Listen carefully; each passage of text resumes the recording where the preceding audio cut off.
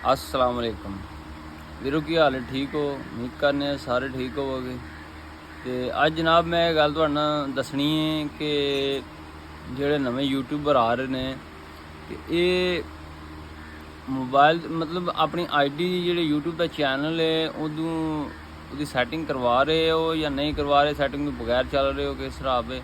मतलब एदी कोई सैटिंग ऐसी होंदी जिहड़ी शुरू तो लाजमी करनी पैंदी, फिर बाकी जेह्ड़ी आस्ता आस्ता बंदा सिख जाता, आस्ता आस्ता बंदे नूं पता पिया लगदा है।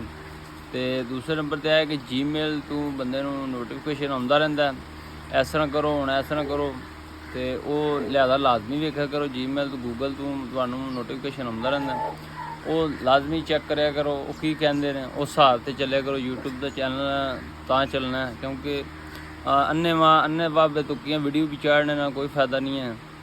तो लिहाजा जेह्ड़ा ना किसी को पुछ लो, किसी यूट्यूबर को पुछ लो कि किस तरह मतलब वीडियो चाढ़नी चाहिए। तुहानूं टाइमिंग अगे भी दसी सी कि टाइमिंग अपनी एक रखनी है।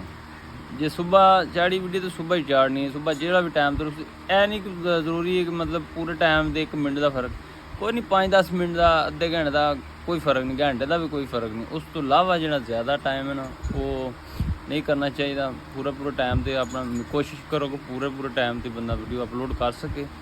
तो ज़्यादा तो ज़्यादा जेह्ड़ा वो वीडियो बनाओ, कैटेगरी वो बनाओ जिहदे ते ज़्यादा ऐड चलन।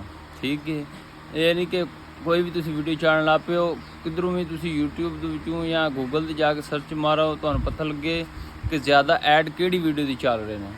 उस जिहड़ी वीडियो च ऐड ज़्यादा चल रहे हैं, कोशिश करो वो वीडियो तुसी बनाओ, वो कैटेगरी तुसी रखो। ठीक है, तो बाकी जेह्ड़ा मैं भी शुरू कीता यूट्यूब चैनल, मैं भी बड़ा कोई इन्फॉर्मेशन लई है, आस्ता आस्ता फिर पता लगदा।